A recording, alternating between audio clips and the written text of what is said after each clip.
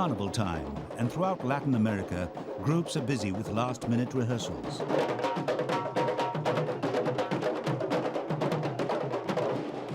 In the streets of the Uruguayan capital, Montevideo, a troupe bangs out the beats of candombe, a uniquely Uruguayan rhythm developed from the chants and dances of slaves.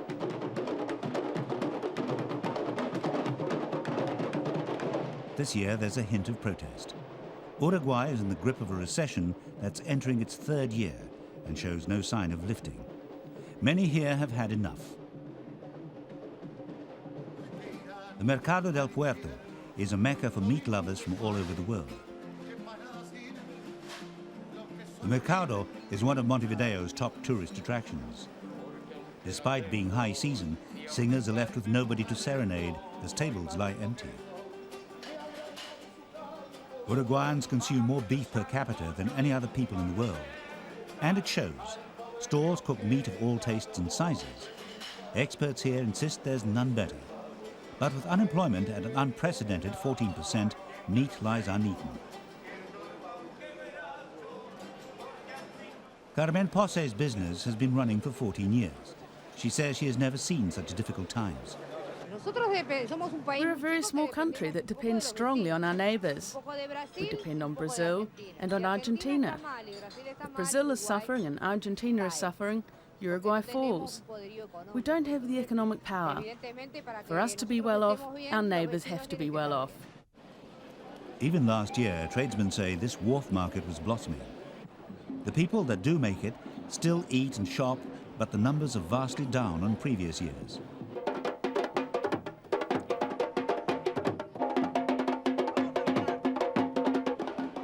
Martínez Gomez sells yerba mate, the herbal tea that's the national drink. Most of his business is with Argentine tourists. This year, he's feeling the pinch. Here, 1 year ago, Argentine tourists came and would not stop buying. Now they just look.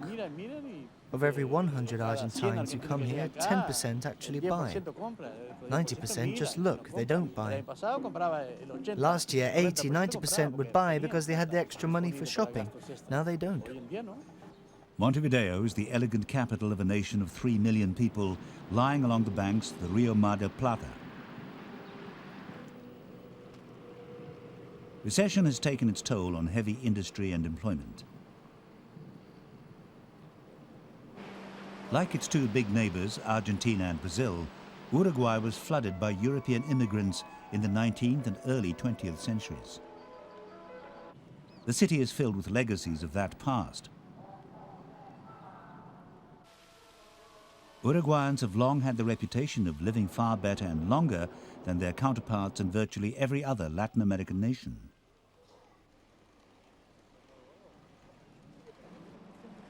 The country has Latin America's most comprehensive welfare state, with the government providing blanket healthcare coverage. But it's expensive. President Jorge Batlle is completing his first year in office. He insists the only way out for the country is to tackle the cumbersome welfare state, injecting private capital into government-run companies. Uruguay needs to modernize the relationship between state and society. Not only in terms of the financial, industrial and commercial sectors managed by the state, but also in terms of the central administration and the public administration. Uruguay is a member of the Mercosur customs union with Argentina, Brazil and Paraguay, now the world's fourth largest trading bloc. In Buenos Aires last year, Mercosur met to discuss the economic crisis gripping the region.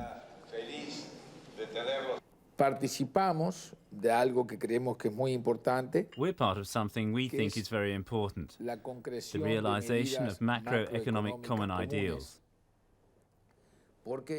Unfortunately, this means that when there's an important devaluation in one of the member countries, all the related trade agreements and common economic policies suffer terribly.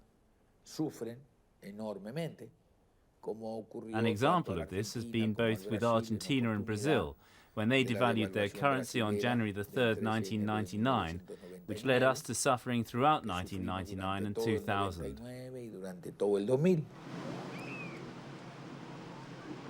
150 kilometers north of the capital, Punta del Este, the playground of the rich. Even here, they're paying the price of recession.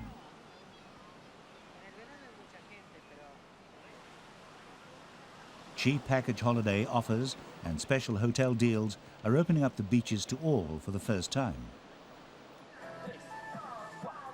The summer trade may appear to be in full swing, but visitor numbers are down for the third season in a row. Business here is feeling the strain. What they call their very own French Riviera is fast losing its elite status.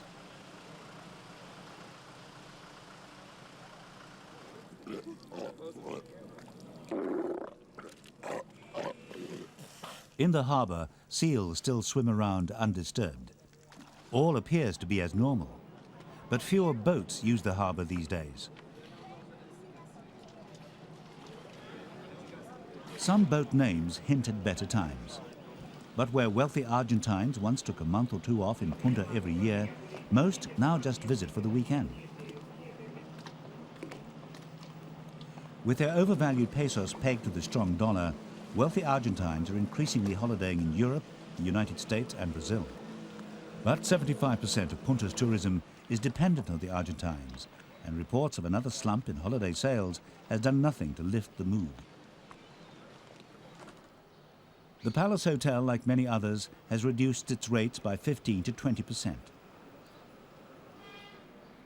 Manager Jose Leguizamo says he has no choice. Like the once exclusive restaurants that are now offering tourist specials, hotels are doing all they can to fill their rooms. It's changing.